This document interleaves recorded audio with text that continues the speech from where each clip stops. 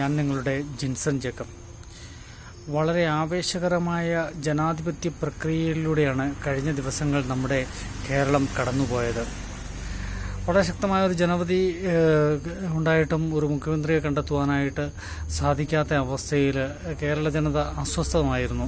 പക്ഷേ ഇന്ന് നമുക്ക് ഒരു ശക്തനായ ഒരു മുഖ്യമന്ത്രിയെ കണ്ടെത്തിയിരിക്കുന്നു. നമ്മുടെ പ്രിയപ്പെട്ടവനായ വി.ഡി. സതീശൻ നമ്മുടെ മുഖ്യമന്ത്രിയായിട്ട് വന്നിരിക്കുന്നു.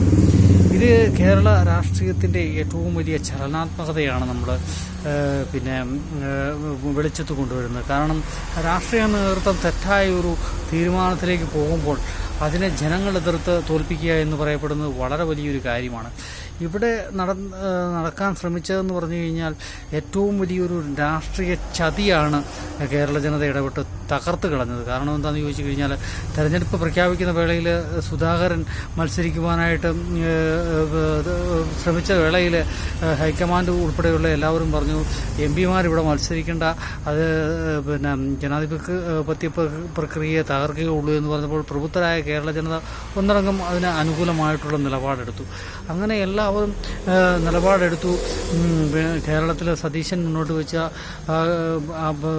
രാഷ്ട്രീയ ചോദ്യങ്ങൾക്ക് എല്ലാം കേരള ജനത ക്രിയാത്മകമായിട്ട് ഉത്തരം നൽകുന്നതായിട്ടാണ് നമുക്ക് കാണാൻ സാധിച്ചത്. തെരഞ്ഞെടുപ്പിൽ അത് പ്രതിഫലിക്കുകയും ചെയ്തു.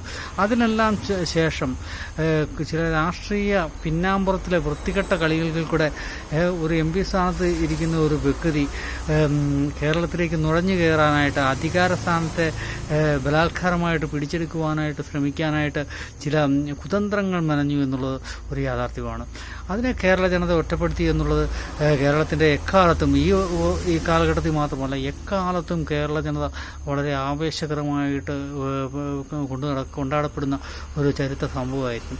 ഇത്രയും മോശമായ രാഷ്ട്രീയ ഷണ്ടത്വം കാണിച്ച ഒരു വ്യക്തി പോലും കേരളത്തിലില്ല. അധികാരം വേണമെങ്കിൽ ന്യായമായിട്ട് ജനങ്ങളുടെ മുന്നിൽ നിന്ന് ചോദിച്ചു കഴിഞ്ഞാൽ ജനങ്ങൾ അത് ന്യായമാണെന്ന് കഴിഞ്ഞ് കഴിഞ്ഞാൽ കൊടുക്കുന്നതാണ്.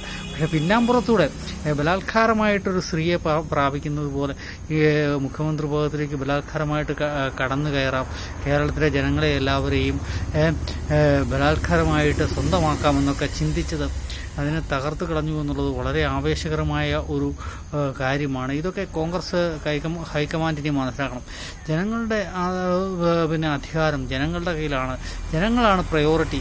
നിങ്ങളൊക്കെ വെറും ഒരു ഉപകരണം മാത്രമാണ്. ജനങ്ങളാണ് തീരുമാനിക്കേണ്ടത്. ജനങ്ങളുടെ ആ ശക്തി എന്ന് പറഞ്ഞു കഴിഞ്ഞാൽ, പവർ എന്ന് പറഞ്ഞു കഴിഞ്ഞ് കഴിഞ്ഞാൽ അതെന്താണെന്ന് നിങ്ങൾക്ക് മനസ്സിലാക്കുവാൻ ഈ സാഹചര്യത്തിൽ സാധിച്ചില്ലെങ്കിൽ ഇനി നിങ്ങൾക്ക് ഇന്ത്യയിലെ ഭരണചക്രത്തിലേക്ക് കടന്നു വരുവാനായിട്ട് സാധിക്കുകയില്ല.